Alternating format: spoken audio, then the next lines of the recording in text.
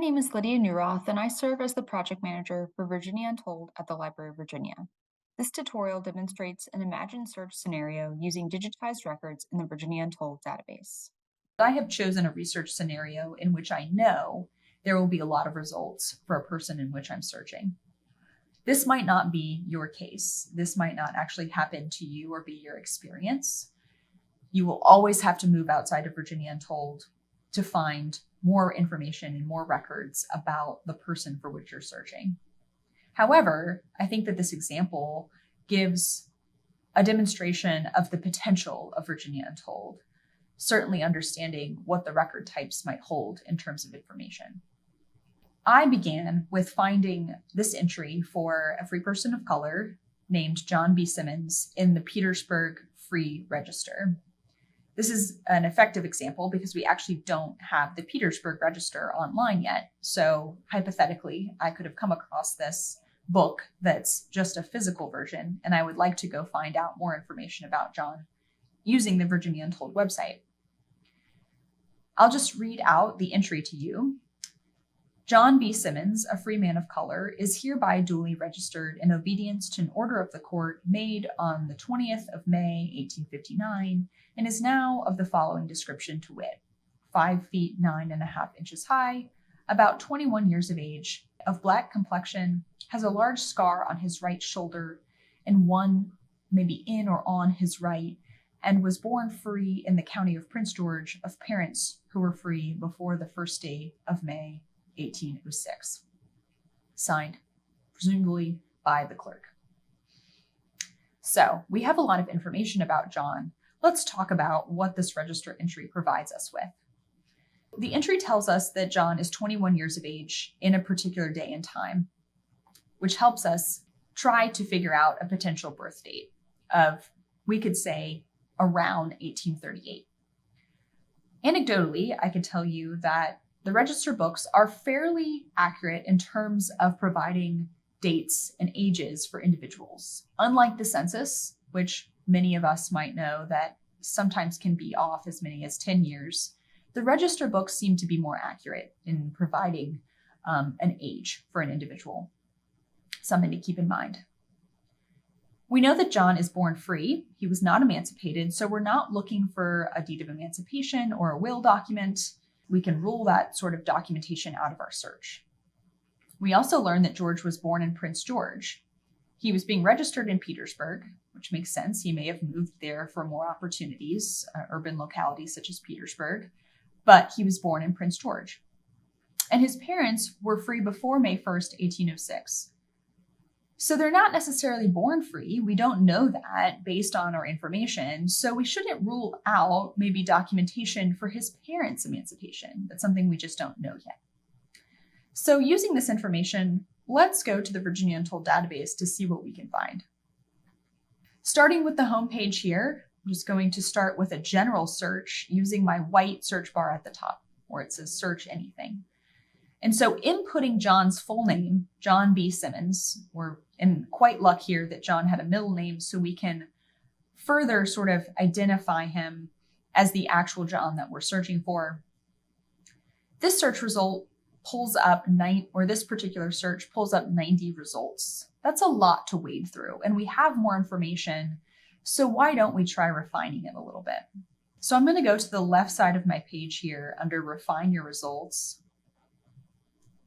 and use my filters or facets to kind of cut down on the amount of search results that I was provided with.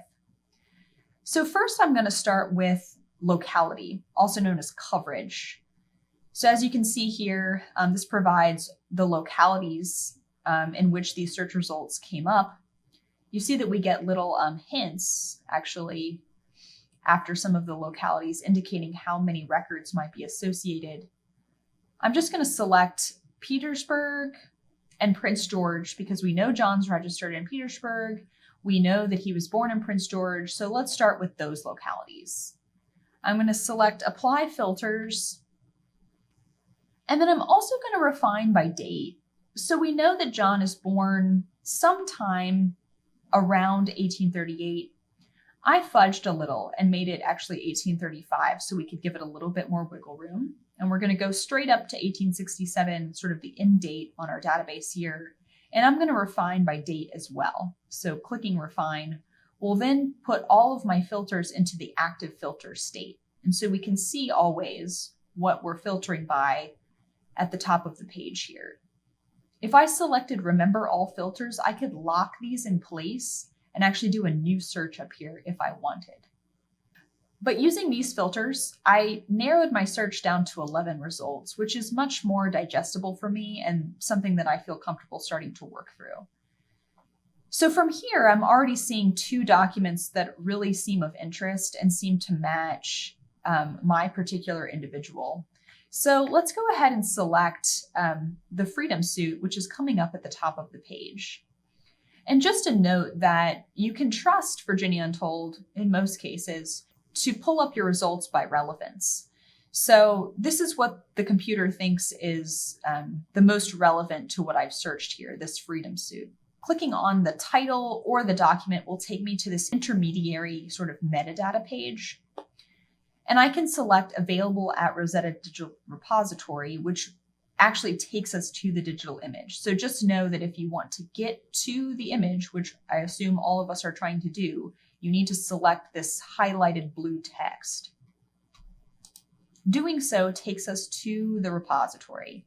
So now we see our digital document, which appears to be 3 pages long. Note that there's a transcription of this text, which is very useful because this clerk's handwriting is not what I would call the most legible. Many of the documents in Virginia Untold have been fully transcribed. So make sure that you're always looking for that transcription. Also note that the descriptive information or metadata, which was available on the previous page, is also now available on the right-hand side of the screen.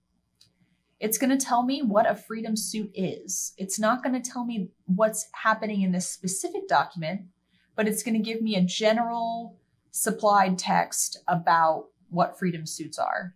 It's not as expansive as what is in the record type context document, but just know if you need to quickly remind yourself, oh yeah, that's what a freedom suit is, it's going to be available on the right-hand side of the screen.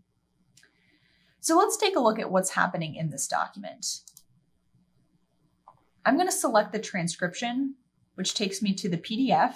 Some volunteer has transcribed this for us, which is great, but also keep in mind that we do not correct the errors in this document. That means that as a researcher, it's up to you to compare what you see in the transcription to what you find in the original. That's why we provide both. Just something to be aware of. There's actually some transcription errors that I noticed in this particular one. So again, not perfect. That's just the system that we have in place. Let's just read through this first page that's provided for John B. Simmons and see what we're looking at here. So I've copied it out onto the screen. To the worshipful hustings court of Petersburg, and your petitioner, John B. Simmons, a free boy of color and underage, humbly represents to your honorable body that he is the son of a certain Minerva Simmons, who was born free, and that she is the daughter of a colored woman called Sarah Ann Heath, who was also born free, and she was the daughter of a woman of color by the name of Mason Spurlock, who was born free, and was the daughter of Sarah Heath, who was emancipated by Austin Heath of the county of Prince George many years ago. That he is now held in slavery by Charles T. Scott of this city. That it is his object and desire to sue this court in forma pauperis, which means that he was poor and he could not afford an attorney, for his freedom, and he humbly petitions your worship to permit him to do so and to assign him counsel, since he can't afford it, and appoint an agent to assist him in prosecuting his suit. That your worships would make such and other further orders as may be proper in the promises and the future stages of his suit. We have a date, February 19th, 1852. So John is essentially submitting this document saying that he wants to sue the court because he's held illegally in bondage.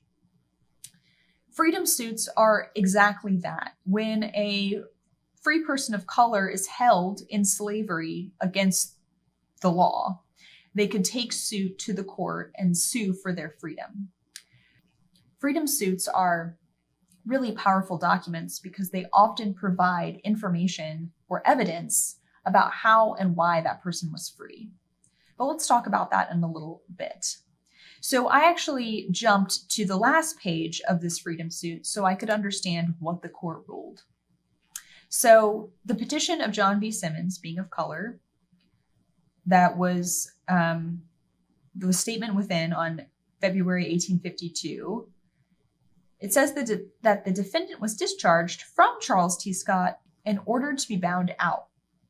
So we're going to come back to that language in a minute, but just really interesting to know sort of what happens and when.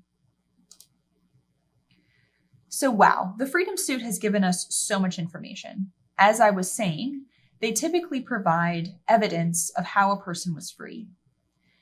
We know that slavery follows the mother's line. So in this particular case, John is trying to prove that all of the women in his family, that his mother's line was free. He was never enslaved. His great-great-grandmother was, but she was emancipated years ago by a man named Austin Heath. So we not only have John's mother's name, we have his grandmother's name, we have his great-grandmother's name, and we have his great-great-grandmother's name and who she was emancipated by. This is great genealogical information. We could take this in so many different ways. We also know the outcome of the case. John was discharged from this individual named Charles T. Scott, and he was ordered to be bound out, which may indicate that John was then put into another apprenticeship situation, that he was bound to an indenture holder. And we'll talk a little bit about apprenticeships, indentures in just a moment. We also were given John's age, and this actually lines up with his birth date of 1838, which is great. So we know that we're looking probably at the same individual. So using all of this information, we can start sort of working through other documents in Virginia Untold. We could put it aside, or we could put our other searches aside, and we could start searching by Minerva. I am particularly interested in Charles T. Scott and what's going on in this sort of freedom suit. Why is John held in bondage by this individual? Who is Charles T. Scott? How did he come to be enslaved if he's born free? There's a lot of questions that are surfacing from taking a look at this freedom suit. But let's start by going back to our search results. So we just worked through freedom suit, and we're going to move on to the indenture of apprenticeship, which is just right underneath of it. So let's see what this document might hold for us. I'm just going to click on, again, the title or the image. It's going to take me to that intermediary page that provides a description. And I'm going to select available at Rosetta Digital Repository. So here we have our actual indenture of apprenticeship. This document is also transcribed, which I will provide on the next screen here, but I just wanted to give you a little snapshot of what it looks like. So the transcription reads that this indenture made this 5th day of March in the year 1852 between Minerva Ann Simmons, mother of John B. Simmons, a free boy of color, under 14th year of age, of the one part, and Robert A. Leslie of the other part, all of the city of Petersburg, that the said M.A. Simmons, by virtue and an order of permission of the Hustings Court, bearing date, has put in place and bound out, and by these presents does place and bind John B. Simmons, her son. The rest of the apprenticeship indenture goes on sort of with the stock language that explains what John will be responsible for as an apprentice, so that he's bound to Robert, what Robert A. Leslie will provide. It also tells us that John will be taught the occupation of a tobacconist, which makes sense if you're thinking about Petersburg at this time. In 52, it's certainly a site of a lot of industrial revolution and a manufacturing hub, certainly for tobacco. So that's making sense.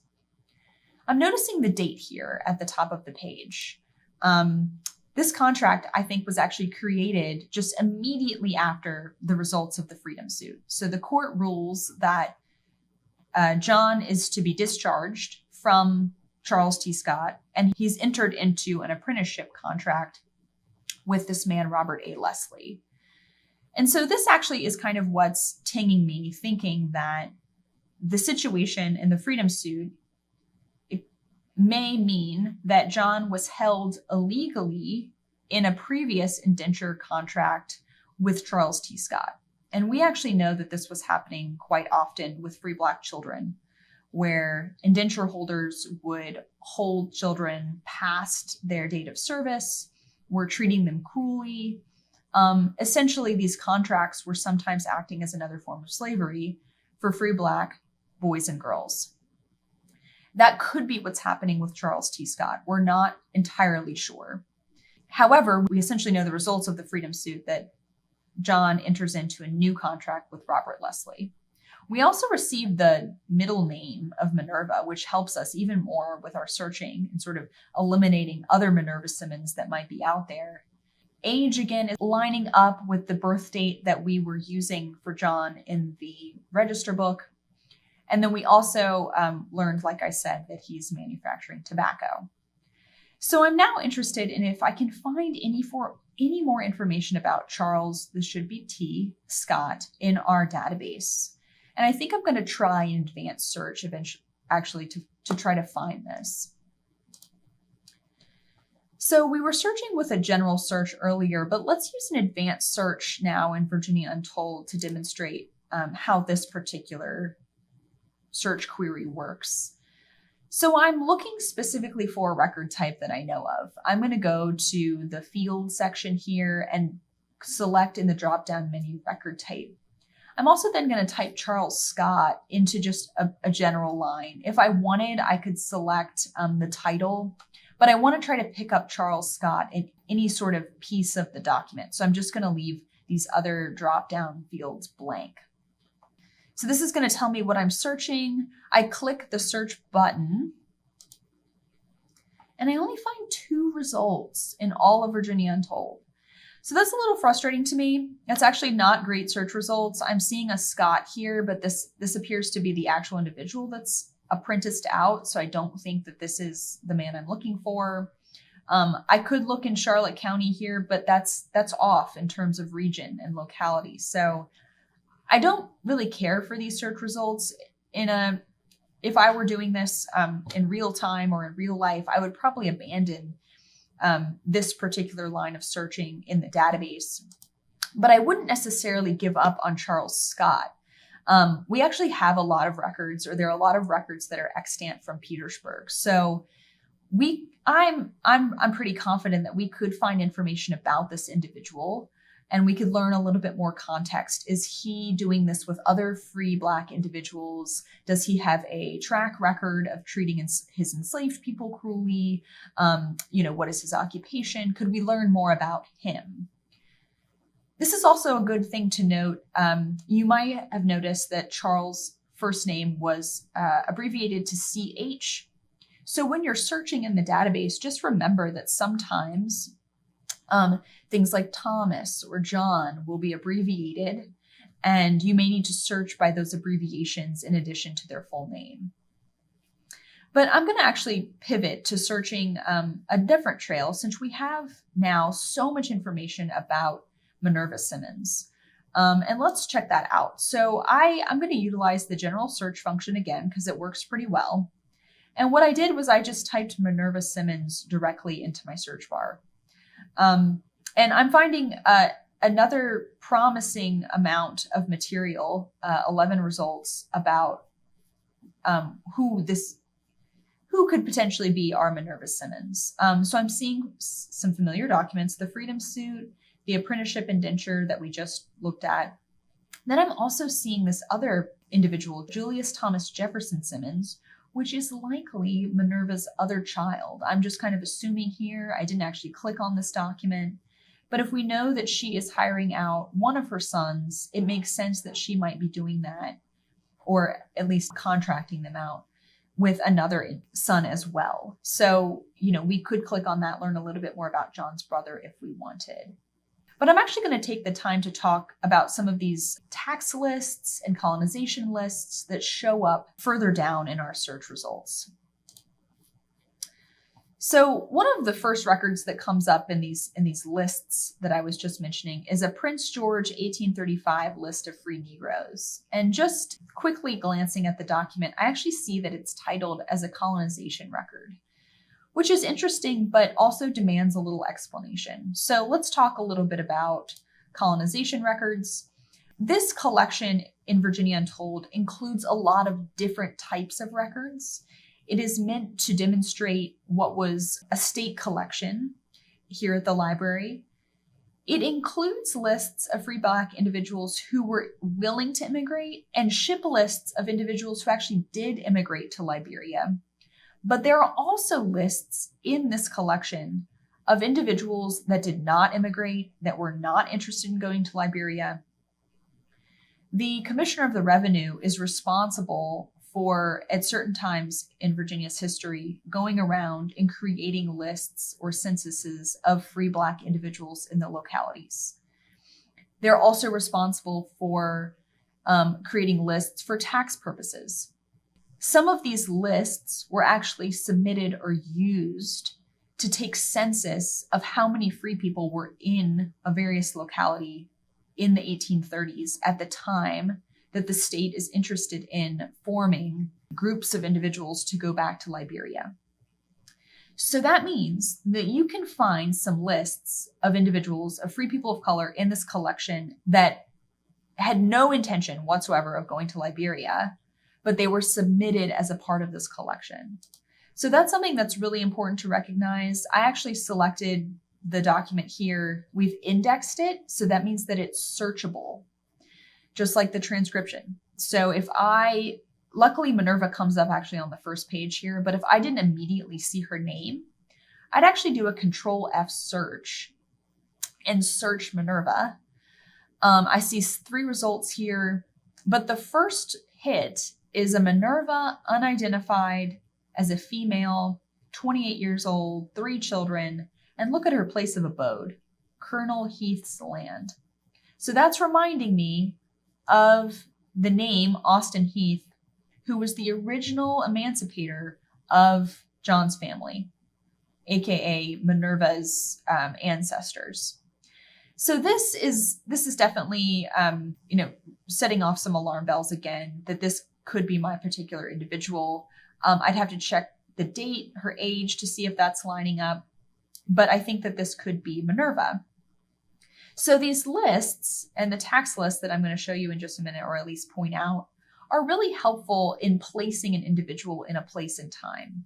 They're not always narrative heavy. They don't provide a lot of content like the Freedom Suit does, but we can confirm that in 1835, Minerva was in Prince George, and she's living at Colonel Heath's land. And she has 3 children that are listed with her at this time. So this is really useful to us if we are doing some genealogical research on this family. This is the original document. If you look down here at the bottom of the screen, Minerva, FN refers to free Negro, and then we see and 3 children. So if we could work through the original document too, if you so choose. So we just selected the 1835 list of Negroes, but we also see in our search results on that original page, there's an 1858 delinquent tax list and an 1859 delinquent tax list. This 58 one includes a John Simmons, and this 59 includes an M.A. Simmons, which I would assume to be Minerva because she's from Petersburg. So it'd be interesting to compare. She's in Prince George in 35, but by 59, she's moved into Petersburg. So again, these lists are going to help us locate individuals in a certain place and time, and we could continue going through some of those hits to sort of line up where people are over the various years.